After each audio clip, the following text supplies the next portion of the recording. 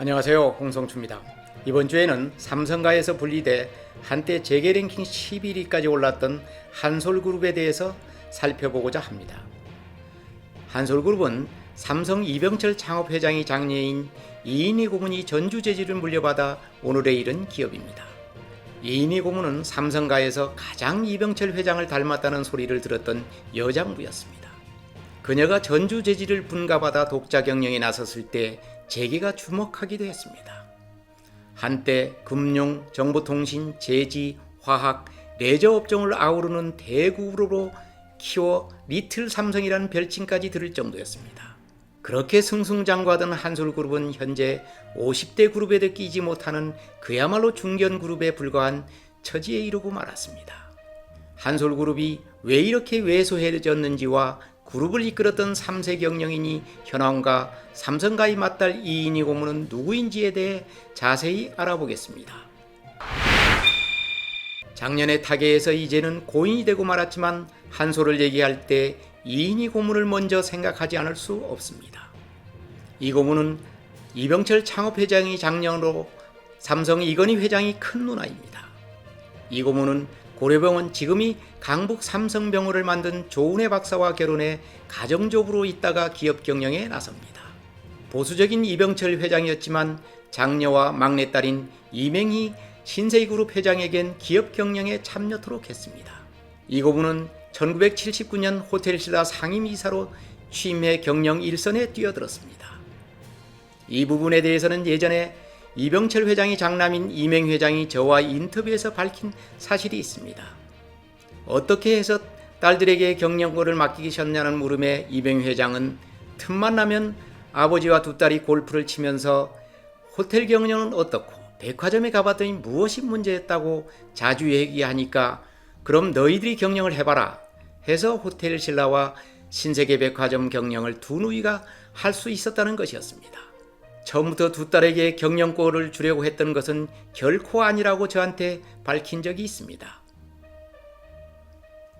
어쨌든 호텔신라는 장녀인 이인희 고문이 맡아 키운 것만은 사실입니다.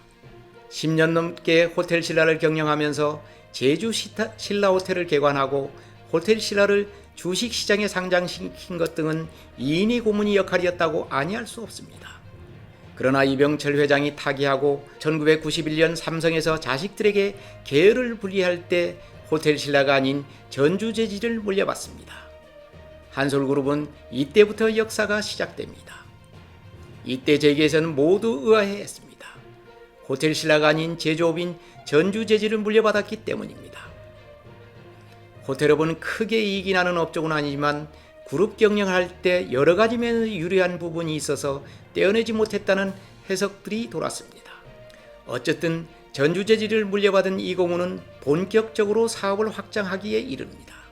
그룹 이름을 한솔로 바꾸고 대대적인 광고전도 벌입니다. 한솔은 큰 소나무란 순우리반입니다. 전주제지는 국내 신문용지 생산 1위를 기록할 정도로 신문용지 사업을 거의 독점하다시피 한 큰 회사였습니다. 그룹 이름을 개명한 것은 전주라는 지역적인 한계도 한 원인이라고 하겠습니다. 사업 품목도 금융, 정보통신, 제지, 화학, 레저 등으로 다각화합니다. 이 고문에게는 3남 2녀의 자식들이 있는데 아들 3형제에게 각기 적성에 맞는 사업군을 맡겨 경영토록 일임하고 전체적인 총괄은 본인이 직접 했습니다. 큰아들인 조동혁 씨에게는 금융 부문을 경영토록 했고 둘째인 조동만은 정보통신 사업, 막내인 조동길은 제지업을 맡도록 했습니다. 한동안 이 사업들이 잘 때 1996년에는 처음으로 공정거래위원회에서 지정한 대규모 기업 집단 이른바 재벌그룹 판열에 오릅니다. 당시 재계랭킹 22위였습니다. 그러다 2000년에는 재계랭킹 11위까지 치고 올라왔습니다.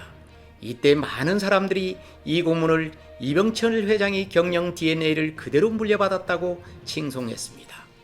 당시 한솔 측에서도 이 고문이 삼성 이병철 회장을 빼닮았다고 홍보에 열을 올렸습니다. 실제로 이병철 회장은 생전에 이 고문에 대해 얘가 아들이었으면 내가 지금 무슨 걱정을 하겠노? 라는 얘기를 입버릇처럼 하고 다녔다고 합니다. 장남과 차남을 후계자에서 배제한 이병철 회장이 독백이라고 저는 생각하고 싶습니다. 그러나 무리를 하면 반드시 화가 따르는 법입니다. 확장일로였던 그룹의 경고등이 켜지기 시작했습니다. 우선 금융 부분에서 먼저 적신호가 왔습니다. 장남인 조동혁 씨가 맡고 있던 금융 부분에서 IMF 외환위기 때 직격탄을 맞고 말았습니다. 조동혁 씨는 어렸을 때부터 유학을 가 초중고 대학을 미국에서 나왔습니다. 한국에 귀국해 금융업으로 진출할 때인 1995년 제가 직접 인터뷰한 적이 있습니다. 이때 그는 한국말은 언어로 했고 영어가 오히려 능숙할 정도였습니다. 그는 처음엔 부친이 운영하던 지금이 강북 삼성병원인 고려병원에 자리를 마련해 병원 경영을 하는 게 고작이었습니다. 그러다 한솔그룹에 합류해 대학음구를 인수해 만든 한솔종합금융 경영 전면에 나섭니다. 창업투자회사를 인수하는 등 금융업을 확장하다가 IMF 때 직격탄을 맞고 문을 닫고 맙니다. 지금은 한솔그룹이 자회사인 한솔케미칼이 최대 주주로 있을 뿐 다른 경영은 하지 않고 있는 것으로 알려졌습니다. 둘째 아들인 조동만 씨가 주목되는 분입니다. 그는 한솔닷컴을 설립해 정보통신업에 뛰어들어 그야말로 승승장구합니다. 황금알을 낳는 거위에 비유된 이동통신 사업인 PCS 사업권을 따내 재계를 놀라게 했습니다. PCS 사업권은 당시만 해도 단군 이래 최대의 특혜 사업이라고 불릴 정도로 재계에서 군침을 흘린 사업권이었습니다. 이 부분을 조동만 씨가 따냈으니 재계에서도 모두 놀라지 않을 수 없었습니다. 018로 유명한 한솔 PCS가 이때 탄생한 것입니다. 이런 사업 다각화에 힘입어 한솔그룹이 한때 재계 랭킹 11위에 이르게 된 것입니다. 그러나 이 PCS 사업권은 나중에 독이 되었고 본인은 현재도 고액 체납자에다가 신용불량자라는 딱지를 안고 살고 있습니다. 삼명제 중 가장 배포가 크고 사업가 기질이 있다고 평가받았는데 지금은 다른 형제들한테도 따돌림을 당한 채 생활하고 있습니다. 조동만 씨는 PCS 사업권을 갖고 있던 한솔텔레콤의 주식을 KT에 넘기면서 경영에서 완전 배제됐지만 이 와중에 부당이득을 챙긴 혐의로 구속되었고 뇌물공여 혐의 등을 받아 부실경영이라는 주홍골씨를 만들고 맙니다. 당시 조동만 씨는 전 관계 실력자들에게 많은 뇌물을 뿌려 권력형 게이트로까지 번지기도 했습니다. YS의 차남 김현철 씨도 이 게이트에 연루돼 구설수에 오르기도 했습니다. 현재도 그는 800억 원이 넘는 국세와 지방세를 납부하자나 주위 따가운 시선을 받고 있습니다. 2005년 제가 재벌가 대탐구 시리즈를 연재할 때 이인희 고문이 저에게 시리즈에서 한솔그룹을 빼주었으면 하는 간곡한 부탁이 있었습니다. 그때 이 고문이 논지는 둘째 아들이 구속되어 있는 상태에서 집안 얘기를 하기가 민망스럽다는 뜻이었습니다. 시리즈는 그대로 나갔지만 이 고문이 둘째 아들에 대한 애틋한 정을 느낄 수 있었습니다. 그는 복역을 마치고 나왔어도 신용불량자의 신세는 면치 못하고 있습니다. 지인들에 따르면 그는 골프로 소일하며 지낸다고 했습니다. 골프 실력이 웬만한 프로를 능가할 정도라고 합니다. 현재 한솔그룹을 이끌고 있는 이가 막내인 조동길 현 회장입니다.